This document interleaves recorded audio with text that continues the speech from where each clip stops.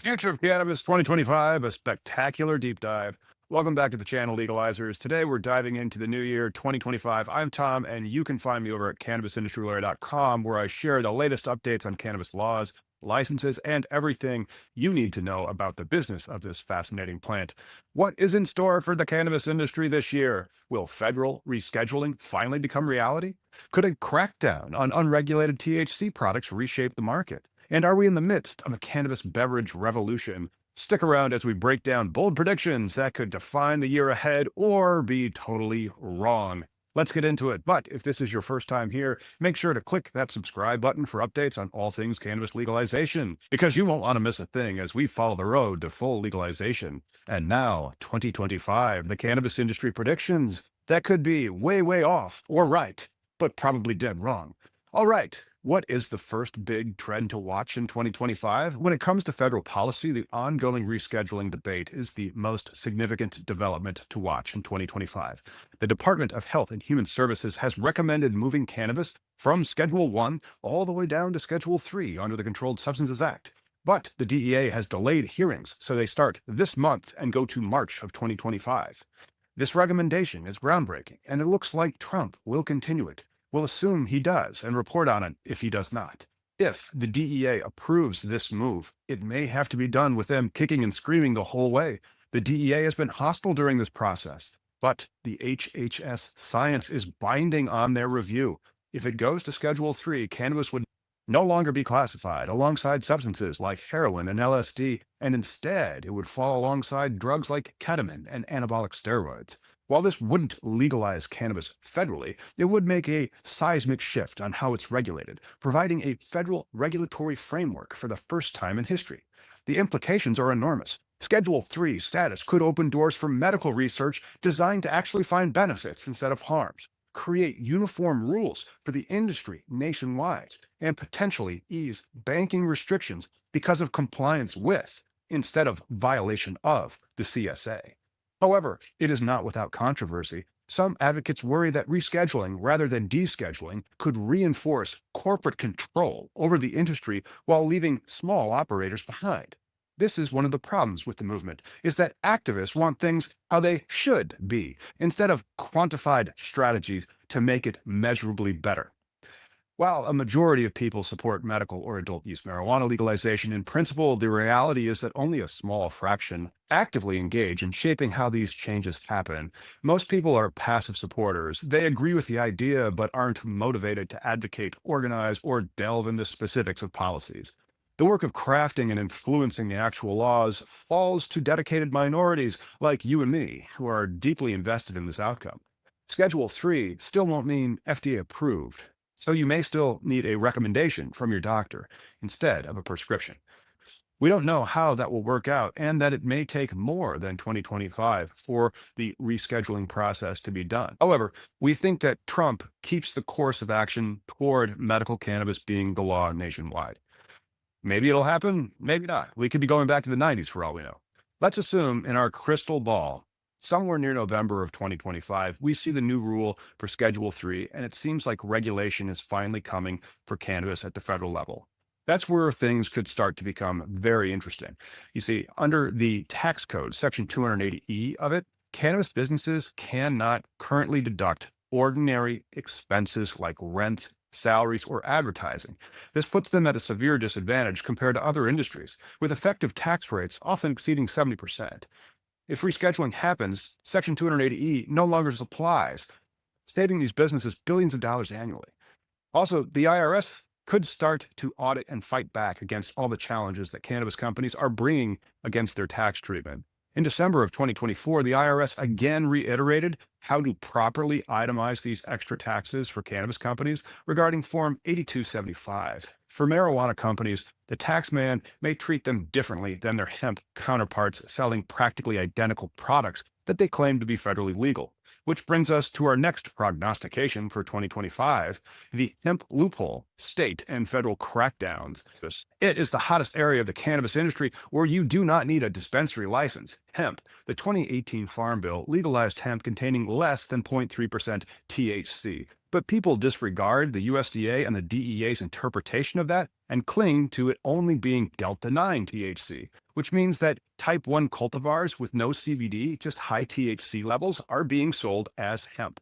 And the definition also says all derivatives. So people and some judges read into the law synthetic derivatives. Therefore, when you take the hemp derivative, the CBD isolate, and then do chemistry to it to create, say, THCP, that is argued to be hemp. The DEA does not agree with that, but they are too busy fighting against marijuana being rescheduled to care about more powerful synthetic cannabinoids inundating smoke shops and gas stations nationwide. Since the hemp industry crash of 2020, CBD oil spawned synthetically derived cannabinoids like Delta 8 and more recently, even synthetic Delta 9 THC. They have flooded the market. Sometimes they are branded as semi-synthetically derived intoxicants. People claim they are legal under the all derivatives and isomers aspect of the definition without any concern to the natural aspect of an agricultural commodity and the source material being the actual derivative, the CBD isolate itself. People like money, and whatever gets them paid is what they believe. These products are often marketed as legal alternatives to cannabis, but they've raised serious concerns about safety and quality. In 2025, we expect Congress to address this issue head on through the next budget or farm bill. We think that's going to hit this year. Why now? Public scrutiny is growing. Reports of mislabeled or unsafe products are becoming more and more common. States are moving on the issue, and it's coming to a head. The feds know it, and the Republican-controlled Congress has indicated a willingness to tighten regulations, especially as part of broader agricultural reforms. The budget cliff is also coming this spring, and that may be how the definition of hemp changes again. Or not. The budget and debt ceiling need to be addressed, and changes to the definition of hemp have already shown up in the appropriation bills that will be coming due in March or June for the debt ceiling and the new budget. Look for that money to be tied to the new definition, which may bring a bigger allocation of funds for all legalizers' least favorite regulator, the DEA. With a new definition and perhaps more appropriations to ensure compliance, we will likely see a ramp up of enforcement. The agency has already targeted several companies producing unregulated THC products, and 2025 could see a coordinated crackdown. What's the goal? Perhaps to bring the industry in line with new federal standards for Schedule 3 and ensure compliance across the board. It may happen, but I would not bet more than $1 on it. But law and order and budgets are on the federal agenda in 2025. We'll find out together here each week on our Cannabis Legalization News podcast on Sundays. One thing that I really don't see going anywhere until we get more clarity in 2025 is state-level legalization. States have resisted cannabis reform for years. They may finally be seeing the writing on the wall for Schedule 3, federal legal medical cannabis. Why are they seeing that writing on the wall?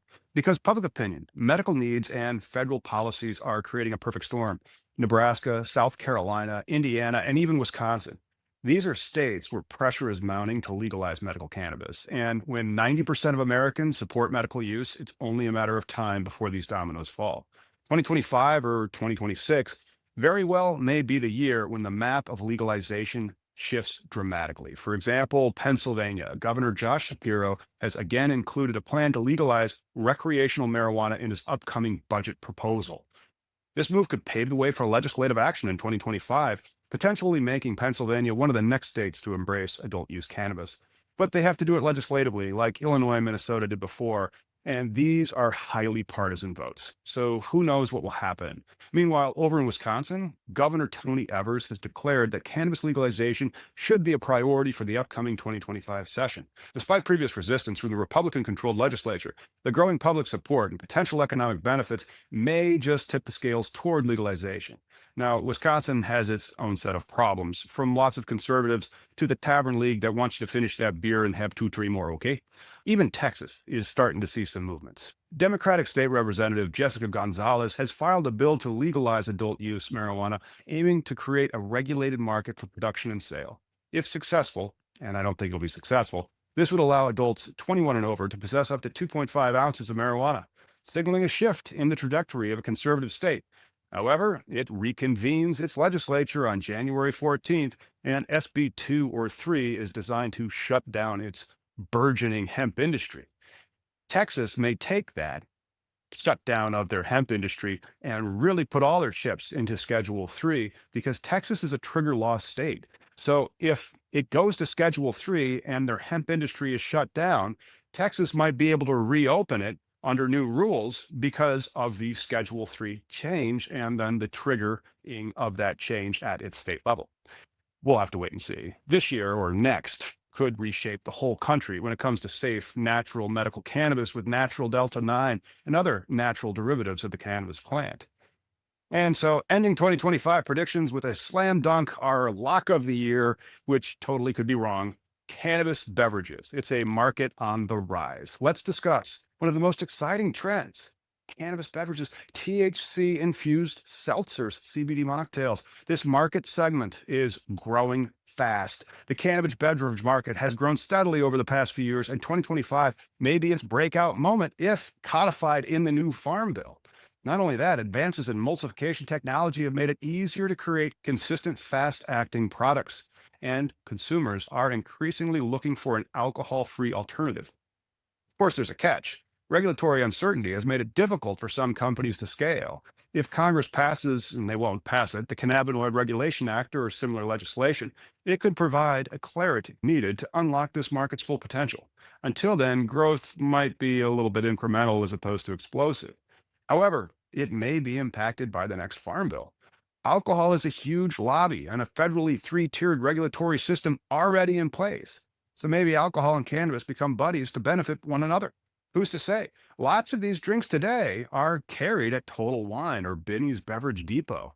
That's diversification and preservation of the value of those licenses moving that product. And we can expect more to be done to preserve values of licenses, whether liquor or cannabis. And there you go, our bold industry predictions for the cannabis industry in 2025, from state level legalization and federal rescheduling to market trends like beverages. This year promises to be a pivotal one. But what do you think? Will rescheduling finally happen? Can the industry overcome challenges like Section 280E of the tax code and the hemp loophole? Let us know your thoughts in the comments. Thanks for watching Cannabis Legalization News. Don't forget to like, share, and subscribe to stay updated on all things cannabis. See you next time.